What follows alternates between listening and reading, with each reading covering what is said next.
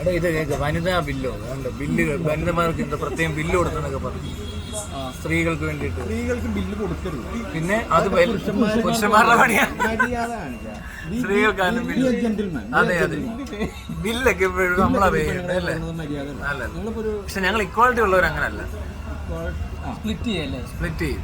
പിന്നെ കാശില്ലെങ്കിൽ അവർ കൊടുക്കേണ്ടി വരും. നമ്മളുള്ളപ്പോ ഉള്ളതുപോലെ, ഇല്ലാത്തപ്പോ ഇല്ലാത്ത പോലെ.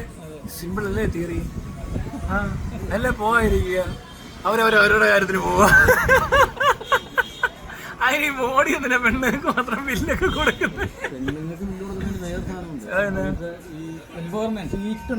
സീറ്റ് എണ്ണം, അതായത് ഈ ഉള്ള സീറ്റുകളിൽ സ്ത്രീകളെ ഇൻക്ലൂഡ് ചെയ്യല്ല ചെയ്യുന്നത്. 100 സീറ്റ് ഉണ്ടെങ്കിൽ എക്സ്ട്രാ സീറ്റ് ഇറക്കി അതിനകത്ത് കയറ്റിയിട്ട് ഇതെന്തോ അതാ കറക്റ്റ്.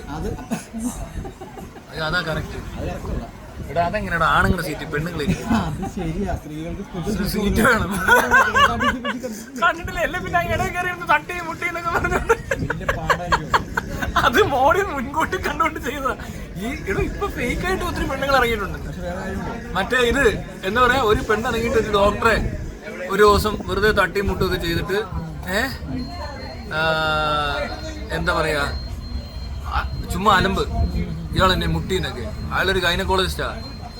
അയാള് ബസ് കണ്ടക്ടറോടൊക്കെ പറഞ്ഞു അവമാനം ചോറ. എന്നിട്ട് ഇയാൾ ഇറങ്ങിപ്പോയെന്ന്. അയാൾ പറഞ്ഞു ഞാൻ വല്ലപ്പോഴേ ബസ്സേ കയറത്തുള്ളൂ. അതും പെണ്ണുങ്ങളുടെ സീറ്റിലല്ല ഇരുന്നത്, പുറയിലായിരുന്നേ. മുന്നിൽ സീറ്റുണ്ട്.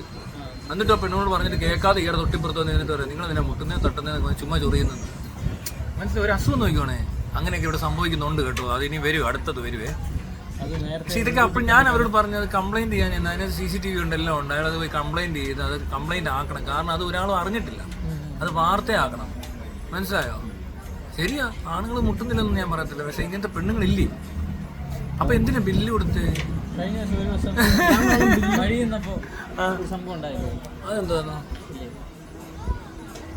അയ്യോ, അതൊന്നും പറയാൻ പറ്റത്തില്ല. മോശം.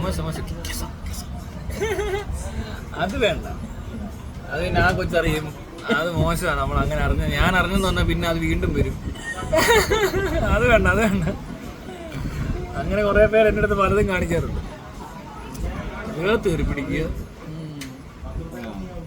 ചുമ്മാ അങ്ങ് പിടിക്കുക കാണുമ്പോഴേ.